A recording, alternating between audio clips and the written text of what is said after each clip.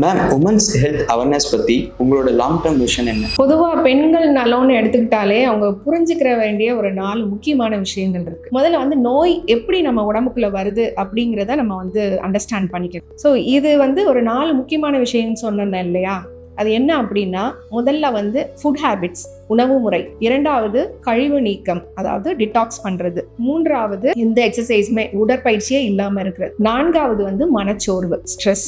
இது 4ம் வந்து நம்ம உடம்புக்குள்ள வரும்போது தான் நோயால நம்ம தாக்கப்படுறோம். ஸோ இது 4ல இருந்து எப்படி நம்ம வந்து பேலன்ஸ் பண்ணி நம்ம லைஃபை வாழ்றதுங்கிறத முதல்ல நம்ம கத்துக்கணும். மேம், எனக்கு இன்னொரு டவுட் இருக்குது. உமனோட ஹெல்த்தில் அவங்க வந்து அவேர்னஸ் இல்லாமல் இருந்தால் ஃப்யூச்சரில் எந்த மாதிரியான மாற்றங்கள் வரும்னு நீங்கள் என்ன நினைக்கிறீங்க? இப்போ வந்து பார்த்தீங்கன்னா, பெண்கள் புரிஞ்சிக்க வேண்டிய விஷயம் ஒன்று இருக்குது.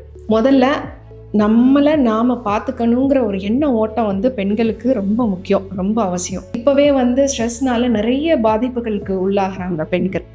ஸோ இதனால நான் சொல்ல வர்றது என்ன பாதிப்புகள் வரும்னு கேட்டிங்கல்ல, ஒன்றும் இல்லைங்க. அவங்க ஆயுசு வந்து கம்மியாகும். இன்னொன்று வந்து கடைசி காலத்தில் யாரோட தயவுலையாவது வாழ்கிற சூழ்நிலையும் உருவாகலாம். ஸோ நோய்கள் அதிகரிக்கும் போது இந்த ஒரு நிலைமைக்கு கொண்டு போய் விட்டுரும். ஸோ அப்படிங்கிறப்ப நோயிலேருந்து நம்மளை தற்காத்துக்கிறது தான் புத்திசாலித்தனம். ஸோ இதை எப்படி செய்யலாங்கிறத தான் நம்ம இயற்கை மருத்துவத்தில் நம்ம சொல்லி கொடுக்குறோம்.